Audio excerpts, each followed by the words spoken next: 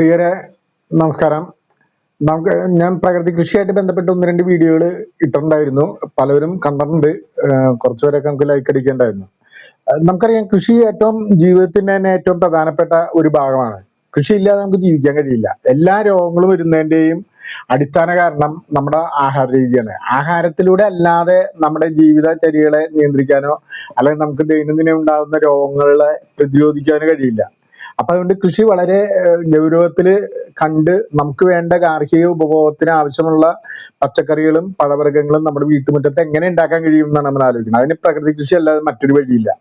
പ്രകൃതി കൃഷി ചെയ്യാന്നുള്ളതാണ് ശരിക്കും നമ്മൾ ചെയ്യേണ്ടത്. രക്ഷപ്പെടാനുള്ള ഏക പോകുമ്പഴി അത് സസ്റ്റൈനബിൾ ഡെവലപ്മെന്റിനും അത് തന്നെയാണ് ഏക വഴി. പ്രകൃതി കൃഷിയും പരിസ്ഥിതി സംരക്ഷണമൊക്കെ തന്നെയാണ് നമുക്ക് ചെയ്യേണ്ടത്. അപ്പൊ നമുക്ക് ഈ പ്രകൃതി കൃഷിയെ പറ്റി ഞാൻ ഒന്ന് രണ്ട് വീഡിയോകൾ നമ്മൾ ചെയ്തിട്ടുണ്ട്. എങ്കിലും ഞാൻ ഒന്നുകൂടെ ഞാൻ ആവർത്തിച്ച് ചില കാര്യങ്ങൾ പറയാം. പ്രകൃതി കൃഷിയുടെ അടിസ്ഥാന തത്വമായി നമ്മൾ കാണേണ്ടത് എന്താണെന്ന് വെച്ച് കഴിഞ്ഞാൽ, മണ്ണിളക്കരുത്, നിയന്ത്രണ വിധേയമായിട്ട് കൊത്തും കളയാവാം.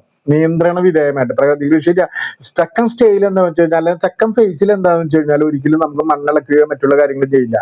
അത് നമ്മൾ വിചാരിച്ച രീതിയിലുള്ള ഒരു പ്ലാന്റിങ് സിസ്റ്റം ഡെവലപ്പ് ചെയ്ത് വരികയാണെങ്കിൽ പിന്നെ ജീവിതാവസാനം വരെ തൂമ്പ എന്ന് പറയുന്ന സാധനം തുടരേണ്ട ആവശ്യമില്ല. ആ രീതിയിലാണ് നമ്മൾ രൂപകൽപ്പന ചെയ്യണത്. അപ്പൊ തൂമ്പ തൊടണ്ട എന്ന് പറയുമ്പോൾ നിങ്ങളോട് നമ്മൾ വനത്തെ മാത്രമാണ് നമ്മൾ ആശ്രയിച്ച് നമ്മൾ കാണേണ്ടത്. വനത്തിൽ ആരും തീയിടുകയോ വനത്തിൽ ആരും രാസവളങ്ങളോ കീടനാശിനികളോ തളിക്കുകയോ അല്ലെങ്കിൽ വനത്തിൽ ആരും പോയിട്ട് കൊത്തും കളയൊന്നും ചെയ്യുന്നില്ല. പക്ഷെ വനം വളരെ ധന്യമാണ് എന്നാണ് നമ്മൾ മനസ്സിലാക്കേണ്ടത്. അതുപോലെ രണ്ടാമത്തെ ഒരു കാര്യം നമ്മൾ പറഞ്ഞത് തീയിടരുത് എന്നുള്ളതാണ് പറഞ്ഞത്. തീയിട്ട് കഴിഞ്ഞാൽ മണ്ണിനെ കൊല്ലാണ്. മണ്ണിലുള്ള മൈക്രോ ഓർഗാനിസം മൊത്തം തന്നെ ചത്തുപോകും. ഒരു കാരണവശാലും തീയിടാനായിട്ട് പാടില്ല. അതാണ് നമ്മൾ ഒന്ന് ആലോചിക്കുന്നത്. പിന്നെ അനിയന്ത്രിതമായിട്ടുള്ള നനയാണ് മറ്റൊരു പ്രശ്നം. അനിയന്ത്രിതമായിട്ടുള്ള നനയുടെ ഭാഗമായിട്ട് എന്ത് സംഭവിക്കുന്നത്? അനിയന്ത്രിതമായിട്ട് നനയ്ക്കുന്നതിന്റെ ഭാഗമായിട്ട് സ്വാഭാവികമായിട്ട് മണ്ണിൽ അസിഡിറ്റി കൂടും, മണ്ണിൽ പുളിപ്പിരസം കൂടും. അപ്പൊ അതുകൊണ്ട് നമുക്ക് യഥാർത്ഥത്തിൽ നല്ലതാണെന്ന രീതിയിൽ യാതൊരു നിയന്ത്രണവും ഇല്ലാത്ത രീതിയിൽ നമ്മുടെ മണ്ണിലേക്ക് ആവശ്യത്തിനും ആവശ്യത്തിൽ കൂടുതലും ജലത്തെ ജലനിബിഡമാക്കുകയാണ് ശരിക്കും പറഞ്ഞാൽ. അപ്പൊ അങ്ങനെ സ്വാഭാവികമായിട്ടും സംഭവിക്കുന്നത് എന്താണ്? മണ്ണിൽ അസിഡിറ്റി കൂടും. മണ്ണിലുള്ള മൈക്രോ ഓർഗാനിസത്തെ അല്ലെങ്കിൽ അണുജീവികളെ പ്രതികൂലമായിട്ട് കാലാവസ്ഥയായിട്ട് ബാധിക്കുന്നതാണ് നമ്മൾ മനസ്സിലാക്കുന്നത്. പിന്നെ മണ്ണ് ചെത്തി വെടിപ്പാക്കരുതെന്നാണ് നമ്മൾ മറ്റൊരു കാര്യം പറഞ്ഞത്. മണ്ണൊരു കാരണവശാലും ചെത്തി വെടിപ്പാക്കാനായിട്ട് പാടില്ല. ചെത്തി വെടിപ്പാക്കി വരുമ്പോൾ എന്താണ് സ്വാഭാവികമായിട്ടും പറയുന്നത്? എന്താണ്?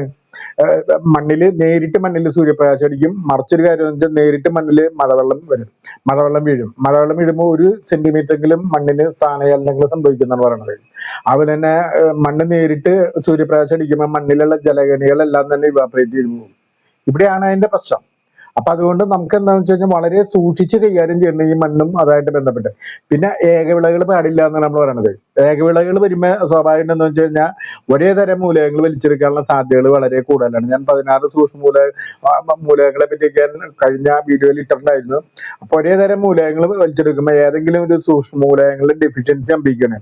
അങ്ങനെയാണ് മണ്ണിന്റെ രോഗം ബാധിക്കുന്നത്. അപ്പൊ നമുക്ക് വളരെ ശ്രദ്ധയോടുകൂടിയാണ് കൃഷി യഥാർത്ഥത്തിൽ നമ്മൾ ചെയ്യേണ്ടത്. ബയോഡൈവേഴ്സിറ്റി കൺസർവേഷൻ എന്ന രീതിയിൽ ജൈവ വൈവിധ്യത്തിൽ ഊന്നൽ കൊടുത്താണ് നമ്മൾ കൃഷി രീതി ചെയ്യേണ്ടത്. അതിന് പരമാവധി പൊതയിട്ട് കൊണ്ടുവരാന്നുള്ള മൾച്ചിങ് സിസ്റ്റത്തിലേക്ക് കൊണ്ടുവരാന്നുള്ളതാണ്.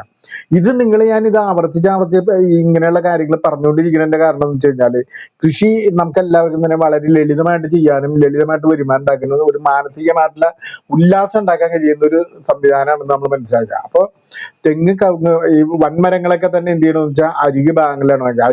അരികു ഭാഗങ്ങൾ വെക്കുമ്പോൾ എന്ന് പറഞ്ഞാൽ അന്യരുടെ പറമ്പിലേക്ക് പോകാൻ വേണ്ടിയിട്ടുള്ള രീതിയിലുള്ള പ്ലാന്റിംഗ് സിസ്റ്റം പാടില്ല. മറിച്ച് എന്ത് ചെയ്യണം?